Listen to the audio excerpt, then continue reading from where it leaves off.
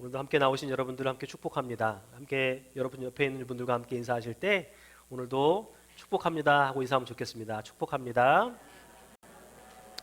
네, 서로를 좀 축복해 주시면 좋겠습니다. 밝은 모습으로 축복해 주시면 좋겠습니다. 네, 오늘 잘 오셨습니다. 에베소서 말씀 두 번째 시간입니다. 지난 주일에는 에베소서가 어떤 책인가 하는 것을 여러분께 알려드렸습니다. 에베소서가 어떤 책이라고 했죠? 네, 역시 예상했던 대로 아시면서 뭘 자꾸 묻냐고 그런 표정들이시네요. 네. 에베소서는 바울이 에베소에 있는 교회의 성도들에게 보내는 편지입니다. 신약 성경은 모두 27권으로 되어 있는데요. 이 중에서 바울이 쓴 편지는 13개로 이렇게 알려져 있습니다. 여러분들이 신약 성경을 보실 때에 이 중에 절반 가까이 되는 분량이 바울이 쓴 편지라고 생각하시면 돼요. 그런데 오늘 이 에베소서를 쓸 당시에 바울은 로마의 감옥에 갇혀 있었습니다. 이처럼 감옥에 갇혀 있을 때 쓴 편지를 우리는 옥중서신이라고 부릅니다. 옥중서신. 그냥 교회 다니시면서 한 번씩 들어보셨을 말씀이기도 한데 감옥에 썼다 하는 의미에서 옥중서신이라고 부릅니다. 제가 바울의 편지 중에서 옥중서신이 몇 권이 있다고 말씀드렸죠? 혹시 기억하세요? 옥중서신 4글자잖아요. 이게 힌트입니다. 몇 개일까요? 4개입니다. 그죠? 눈치가 빠르시네요. 에베소서, 빌립보서, 골로새서, 빌레몬서. 그래서 앞글자만 따서 빌, 골, 빌, 에빌, 골빌 이 네 가지 책을 이제 옥중서신이라고 말씀을 합니다. 옥중서신을 제가 미리 말씀을 드리는 이유는요. 감옥에서 쓰는 편지가 또 주는 특별한 은혜가 있고 또 그 메시지가 있기 때문에 그런데요. 지난주 주일에는 편지의 서두, 인사말에 대해서 말씀을 나눴습니다. 원래는 오늘 본문까지 함께 나누려고 했었는데 지난주에 시간이 길어지면서 제가 좀 잘랐었는데 지난주에 세 절 말씀 함께 우리가 나눴죠. 편지의 서두에서 바울은 이 편지를 쓰고 있는 자기 자신을 이렇게 소개하고 있습니다. 하나님의 뜻으로 말미암아 그리스도 예수의 사도, 제자가 된 바울은 이렇게 편지를 시작해요. 바울은 자기의 사역에 대한 분명한 확신을 가지고 있었습니다. 사실 그는 예수님이 살아계시는 동안에 픽한 제자가 아닙니다. 예수님이 임명하신 제자가 아니에요. 그러다 보니까 늘 그의 사역에는 꼬리표가 하나씩 붙어 다녔는데 너는 제자가 아니잖아. 너는 진짜가 아니잖아. 하는 늘 꼬리표가 쫓아다녔습니다. 하지만 바울은 하나님의 뜻에 의해서 그리스도 예수의 제자가 되었다고 그렇게 고백하면서 말씀을 시작합니다. 그에게는 이처럼 부르심에 대한 확신과 자기 사역에 대한 분명한 확신이 있었다고 하는 것이죠. 그러므로 우리도 나를 향한 부르심과 하나님이 내게 맡기신 사역에 대한 분명한 확신을 가지고 각자에게 맡기신 사역들을 감당해 나가야 된다는 것입니다. 부르심이라고 하는 것과 이 사역이라는 것에 대한 확신이 없이는 우리의 사역도 능력 있는 사역이 되지 못하고 힘겨울 때, 어려울 때는 그냥 잊혀져 버리고 만다는 거예요. 지금 우리들이 하고 있는 사역은요, 사람이 없어서 하는 게 아닙니다. 세상에서 말하는 책임감 때문에 하는 게 아니에요. 하나님이 나를 부르셨고 내게 이 사역을 맡기셨기 때문에 지금 오늘도 이 사역을 감당하고 있는 것입니다. 하나님 우리에게 집사와 권사와 장로의 작분을 주시고 또 임원의 자리와 찬양대의 자리와 교사의 자리를 맡겨주신 것은 우리를 부르신 함께 주님의 교회를 세워나가도록 우리를 부르시고 각자에게 할 일을 맡겨줬기 때문이라는 거예요. 아직까지 어떤 사역에도 참여하고 계시지 않다고 한다면 소그룹에 함께 참여하는 일도 그리고 주일 예배를 잘 지켜내는 일도 하나님의 부르심이라는 마음으로 가짐으로 오시면 좋겠어요. 이러한 마음가짐으로 오늘도 헌신하고 예배하는 저와 여러분 될 수 있기를 주님의 이름으로 부탁을 드립니다. 지난 주일에는요 또 이 편지를 받는 사람들에 대해서도 함께 살펴보았습니다. 이 편지를 받는 사람 누구라고 했었죠? 에베소에 있는 성도들과 그리스도 예수 안에 있는 신실한 자들이라는 말씀을 드렸습니다. 제자라고 하는 말과 성도라는 말을 두 가지만 우리가 기억해도 좋겠다. 지난주에 말씀을 드렸었는데요. 여러분 제자라고 하는 말의 뜻은 특별한 목적을 위해서 부름받고 보냄받은 사람을 의미합니다. 예수님을 믿고 따르는 모든 사람들은 다 예수님의 제자입니다. 디사이플이에요. 그렇다면 오늘 여러분들을 향해서도 특별한 목적이 있고 여러분들 향한 보내심이 분명히 있다는 사실이죠. 주님의 교회 여러분들을 보내주시고 여러분들과 함께 교제하게 하시면서 이 일을 하게 하시는 것도 하나님의 특별한 목적이 있다고 하는 사실입니다. 그리고 지난주에는 또 성도라는 말에 대해서 함께 살펴봤는데요. 이것도 아마 생각이 안 나시겠죠? 네, 성도. 이렇게 설명을 드렸습니다. 하나님을 위하여 특별히 구별된 사람. 특별히 구별된 사람. 바울은 이 편지의 수신자들을 따로 구분해서 쓰고 있습니다. 에베소에 있는 성도들과 그리스도 예수 안에는 신실한 자들이라고 이렇게 쓰고 있어요. 그냥 딱 잘라서 에베소에 있는 성도들 이렇게 말해도 사실은 무방합니다. 전혀 문제가 되지 않아요. 그런데 바울은 또 그 뒤에 그리스도 예수 안에 있는 신실한 자들이라는 말을 덧붙입니다. 이를 통해서 우리가 늘 머물러 있어야 될 주소가 어디인지를 가르쳐주기 위해서입니다. 그들은 지금 에베소라고 하는 현 주소에 살아가고 있습니다. 그러나 그들이 머물러 있어야 할 곳은 여전히 in Christ, 그리스도 예수 아니어야 된다는 것이죠. 성도들에게는 늘 두 개의 주소가 있다는 것입니다. 두 개의 자리가 있다는 거예요. 바울의 편지는 에베소에 머물러 있으면서 동시에 그리스도 안에 있는 자들을 향한 편지였습니다. 에베소에는 있는데 그리스도 안에 머물러 있지 않는 그런 사람들이 아니라 에베소에 머물러 있으면서 동시에 예수님 안에 머물러 있는 자들을 향해 쓰는 편지였다는 것이죠. 그리스도 안에는 머물러 있지 못하고 이 땅에만 머물러 있는 자들을 위한 것이 아니었다는 것입니다. 그러므로 오늘 이 말씀을 듣는 여러분들도 우리도 두 개의 현 주소가 있다는 사실을 한번 확인해 보면 좋겠습니다. 우리들 모두에게는 육신의 현 주소와 알라바마라고 하는 현 주소와 영적인 현 주소, 예수님 안에라고 하는 주소가 있다는 것입니다. 두 개의 현 주소를 잘 살아내고 있고 지켜내고 있는 성도들을 향해서 바울은 이렇게 축복하고 있습니다. 하나님이 우리 아버지와 주 예수 그리스도로부터 은혜와 평강이 너에게 있을지어다.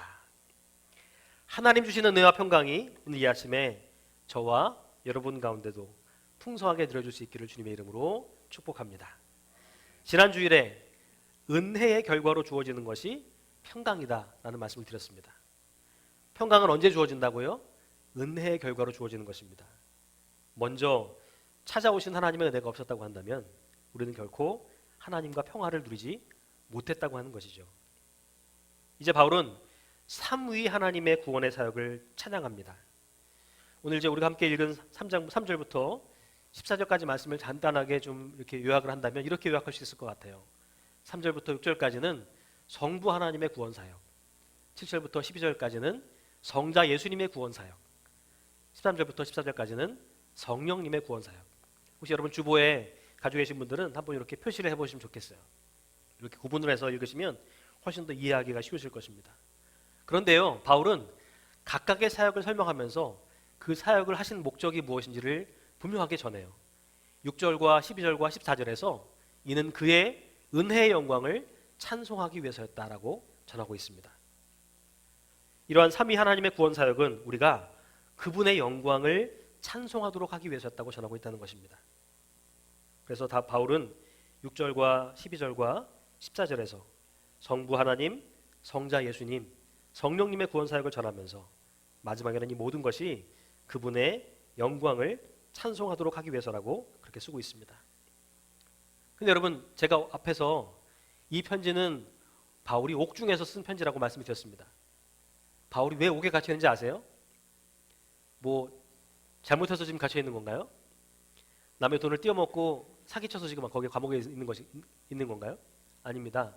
예수 그리스도의 복음을 전하려고 하다가 지금 감옥에 갇혀 있는 거예요. 어떻게 보면 억울하게 지금 갇혀 있는 것이죠. 그런 상황에 갇혀 있는 바울이요, 인사말 뒤에 이어지는 편지 내용을 보게 되면 그가 제일 처음 전하는 말이 뭔지 아세요? 바로 이 말입니다. 찬송하리로다 하는 말이에요. 찬송하리로다. 우리는 지금 감옥에 갇혀 있지는 않습니다. 그런데 우리도 종종 감옥에 갇힌 것처럼 벗어나고 싶은 순간들을 맞이할 때가 있죠. 경험할 때가 있습니다. 아마 여러분 다들 그런 일들을 지난 한 주간에도 경험하실지 모르겠어요. 좀 벗어났으면 좋겠다. 제발 좀 피해왔으면 좋겠다는 생각들을 경험한 적이 있을지도 모르겠어요. 우리도 감옥에 갇혀 있지는 않지만 바울처럼 감옥에 갇힌 것처럼 벗어나고 싶은 시간들을 경험할 때가 있다는 것입니다. 그런데 여러분, 그때 우리도요, 바울처럼 이렇게 찬송하면서 감사할 수 있을까요?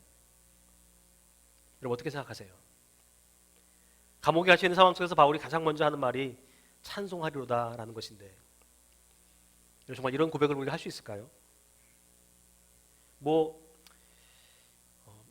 그때를 떠올릴 필요도 없을 것 같아요. 당장 지난 한 주간만 딱 돌아봐도 지난 한 주간 동안 내 삶 속에서 어떤 찬양과 감사가 흘러나는지 한번 생각해보면 세어보면 좋을 것 같아요. 지난 한 주간 동안 날씨가 참 좋았습니다.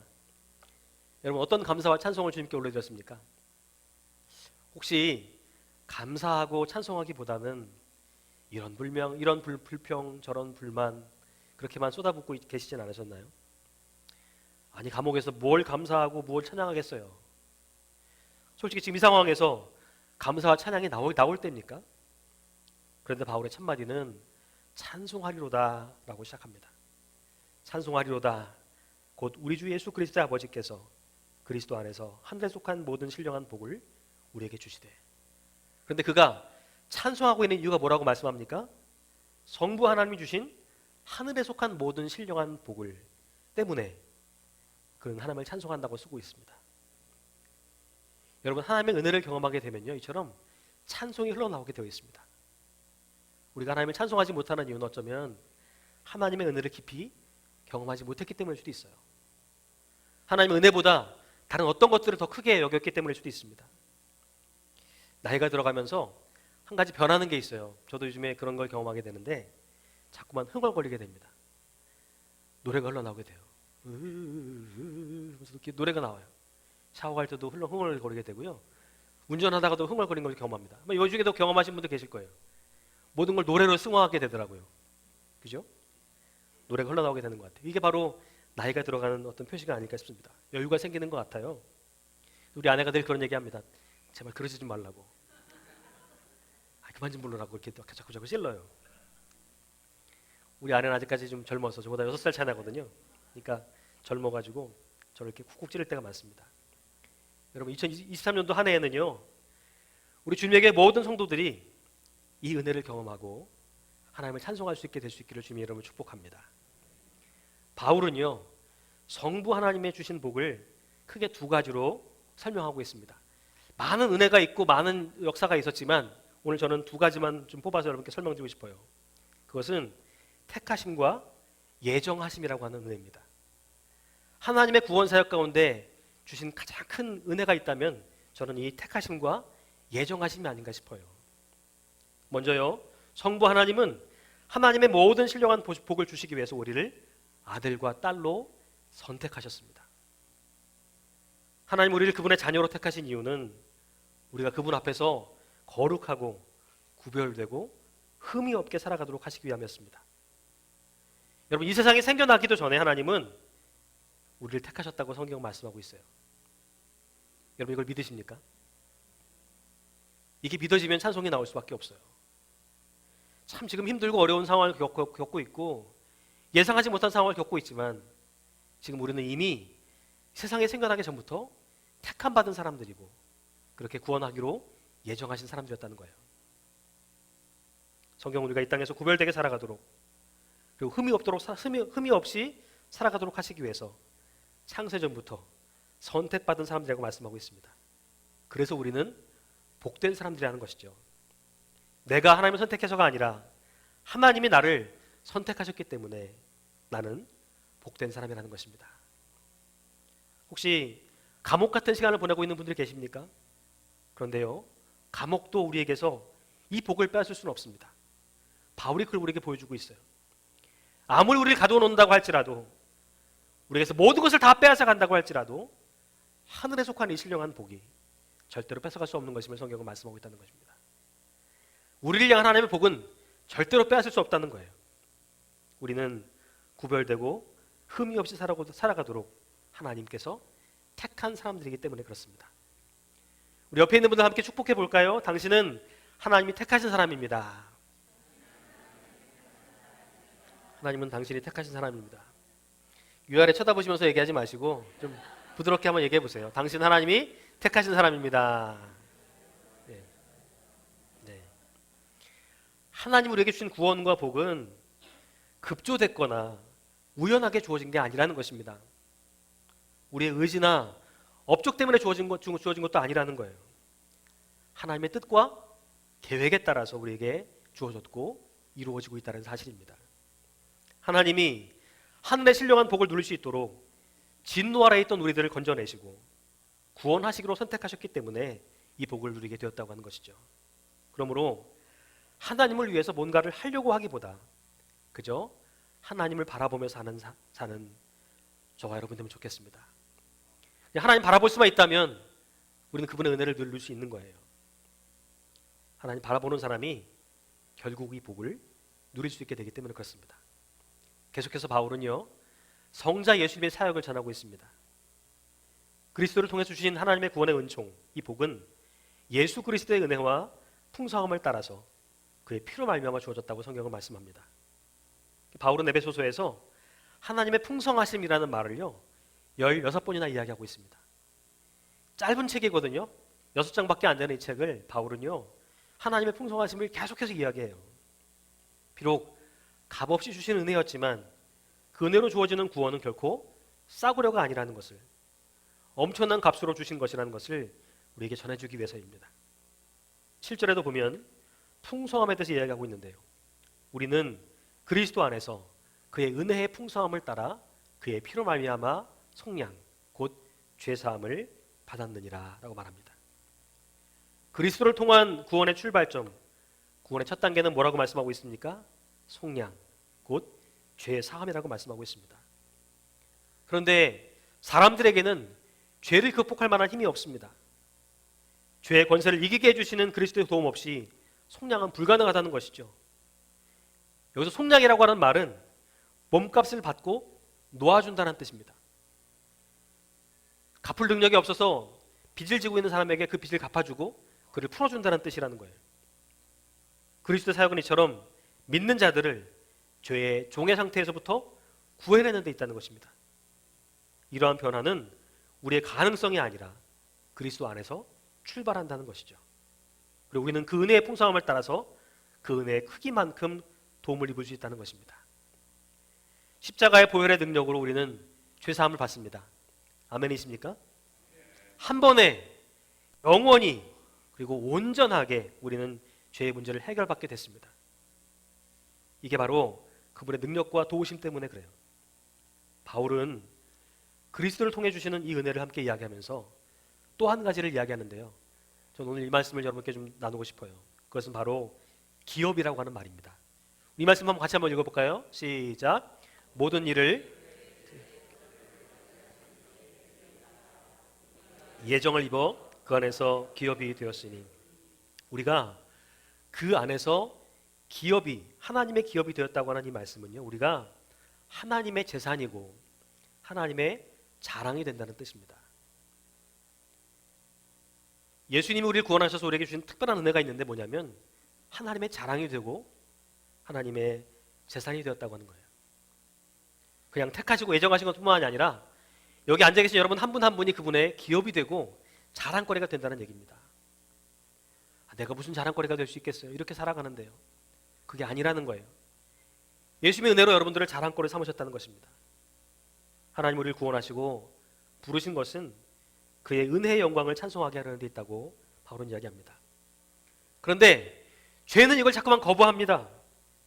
우리는 보통 나쁜 일을 했을 때에 죄를 졌다고 생각을 해요.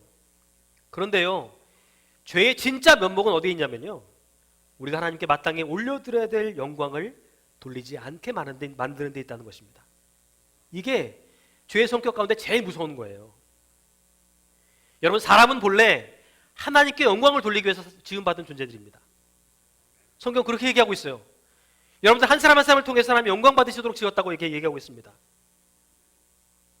우리 구원도 마찬가지죠. 하나님 우리를 구원하신 이유는 우리를 통해서 영광을 받으시기 위함이라고 바울은 이야기합니다. 그런데 죄는요, 하나님을 영화롭게 하지 못하도록 계속해서 만들어요. 그래서 우리의 구원을 어떤 죄로부터 그냥 용서받은 것 정도로만 생각하게 만든다고 하는 것입니다. 우리 12절 말씀 한번 같이 한번 읽어볼까요? 12절 말씀입니다. 시작.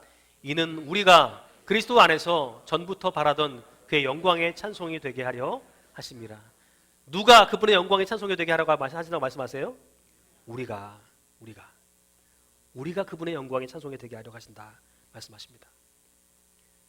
그러므로 여러분, 택하심 받은 여러분, 그리고 구원받은 여러분, 죄를 용서받았다는 데 머물러 계시지 마시고요, 날마다 하나님의 영광을 위하여 그리고 하나님을 찬송하는 삶을 살아가셔야 됩니다. 이를 위해서 성령님께서 오늘도 계속해서 사역을 하고 계시는데요, 마지막으로 성령님의 사역을 제가 좀 여러분 전해드리고 오늘 말씀 마치려고 해요. 13절에 보면 이런 말씀이 있습니다. 그 안에서 너희도 진리의 말씀, 그 너희의 구원의 복음을 듣고 그 안에서 또한 믿어 약속의 성령으로 인치심을 받았으니. 여기서 말씀하시는 인치심 받았다는 뜻이 뭔지 아세요, 여러분? 저는 책을 사면 늘 제 책에 이렇게 도장을 찍습니다. 제 이름 도장을 찍어요. 딱 찍어요. 그러면 이게 뭐예요? 이건 뭐예요? 제 책입니다. 내 겁니다. 저는 그렇게 꼭 찍어요. 제 책을 잃어버리지 않도록, 빌려줬더라도 제가 빌려간 분이 꼭 이 책을 기억할 수 있도록 제가 그렇게 도장을 꼭 찍습니다. 근데 인치심이라는 건 이런 뜻이에요. 성령님이 여러분들 한 분 한 분을 인치셨다는 얘기가 뭐예요? 여러분은 누구 거다? 하나님 거다. 인치셨다는 뜻입니다. 구원받은 사람이라는 것을, 성령님이 동행하시는 사람들이라는 것을 확인할 수 있도록 그렇게 여러분 한 분 한 분을 인치셨다는 것입니다. 도장을 찍으셨다는 거예요. 그런데요, 이를 위해서는 과정이 있다고 바울은 이야기하고 있습니다. 그 과정은 세 가지로 구분할 수 있을 것 같아요. 잘 보시면 진리의 말씀, 곧 너희의 구원의 복음을 듣고, 또 두 번째는요, 그 안에서 또한 믿어 약속의 성령으로 인치심을 받았으니, 이렇게 전합니다. 인치심을 받을 때 받는 과정이 있다는 것이죠. 구원을 위해서 우리에게 요구되는 것은 행함이 절대로 아니라는 것입니다. 행함이 아니라 구원은 하나님의 은혜와 긍휼로 주어지는 것인데, 그래서 바울은 십자가의 복음에 곧 진리의 말씀을 들을 때에 믿음이 생겨난다고 말하고 있다는 사실이에요. 여러분, 말씀을 듣고 묵상하는 일들이 없으면 우리는 성령의 인치심 받은 사람들로 살아갈 수가 없다는 것입니다. 내가 늘 하나님의 사람으로 살아가고 있다는 것을 확인하려면 이 말씀을 내가 곁에 두지 않고서는 절대로 할 수 없다는 것을 말씀하는 거예요.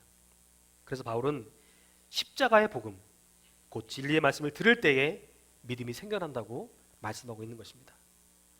구원의 복음을 들을 때에 믿음이 생겨난다고 이야기하고 있는 거예요. 어쩌면 주님은 지금도 말씀을 통해서 우리의 믿음을 키워나가고 계신지 모르겠습니다. 자라가게 하신지 몰라요. 그래서 여러분 한 분 한 분이 성령님의 인치심 받는 자들로 살아갈 수 있도록 이끄시는지 모릅니다. 또 다른 성경을 보면 그래서 믿음은 들으면서 시작된다는 말씀을 찾아볼 수가 있어요. 믿음은 뭐에서부터 시작한다고요? 들으면서부터 시작한다고요. 여러분 귀를 기울여서 잘 듣는 그런 시간들을 보내시면 좋겠어요. 우리의 가장 큰 문제는 듣지 않으려고 하는 데 있다는 것입니다. 이제 말씀 마치려고 합니다. 우리가 구원받았다고 하는 것의 의미, 그냥 예수 믿어서 내가 새로운 생명을 얻었다는 그런 의미가 아니라 이 구원의 사역 속에는 성부 하나님의 사역과 성자 예수님의 사역과 성령님의 사역이 함께 지금 어우러져 있다는 사실을 성경은 말씀하고 있습니다. 성부 하나님의 사역을 통해서 우리는 택함받았고 예정받은 사람들임을 기억할 수 있게 되고, 성자 예수님의 사역을 통해서 우리는 죄를 속량해서 받았을 뿐 아니라 우리가 그분의 기업이라는 사실을 확인하게 됩니다. 그분의 재산이고 그분의 전부라는 사실을 깨닫게 된다는 것이죠. 그리고 성령 하나님의 사역을 통해서 우리는 그분의 인치심 받은 사람들, 그분의 소유라는 사실을 다시 한번 확인하게 된다는 것입니다. 구원받은 여러분들께 다시 한번 질문하고 싶어요. 여러분 정말 이렇게 살아가고 있으십니까? 아버지 하나님의 사역과 성자 예수님의 사역과 성령 하나님의 사역을 헛되게 하며 살고 있지는 않으세요? 다시 한번 또 한 번 살아가면서 여러분 이 말씀들을 꼭 기억하시면 좋겠습니다. 나는 택함 받은 사람이다. 나는 주님이 예정하신 사람이라는 사실 기억하시고 그분의 기업으로, 그분의 재산으로 살아가는 일들을 멈추지 마시고요. 계속 그 일을 감당해내시되 내가 하나님의 것으로 살아가고 있는지를, 인치심 받은 자로 살아가고 있는지를 점검하는 가운데서 그렇게 날마다 하나님의 소유로, 그렇게 하나님의 것으로 살아가는 은혜를 누릴 수 있기를 주님의 이름으로 부탁을 드립니다. 여러분들은 하나님의 것입니다. 지금 내가 어떤 상황에 놓여있든 간에 힘들고 어렵고 아프고 또 불편한 가운데 있든 간에 상관이 없이 여러분들은 하나님의 거예요. 하나님이 책임져 주시고 하나님이 이끌어 가실 분들이십니다. 이 사실을 믿으시고 또 한 주간 살아가실 때에 불평하고 불만하고 감사를 잃어버린 삶이 아니라 오늘 바울처럼 찬송하리로다 찬송하면서 주님을 찬양하고 그분의 영광을 위해 살아가는 우리 모두가 될 수 있기를 주님의 이름으로 부탁을 드립니다. 찬송할 때도 기도할 때도 주의 말씀을 들을 때도 주의 영광을 위해 살고 직장생활 속에서도 또 가정생활 속에서도 주의 영광을 위해 살아가는 우리 모두 될 수 있기를 주님의 이름으로 부탁을 드립니다.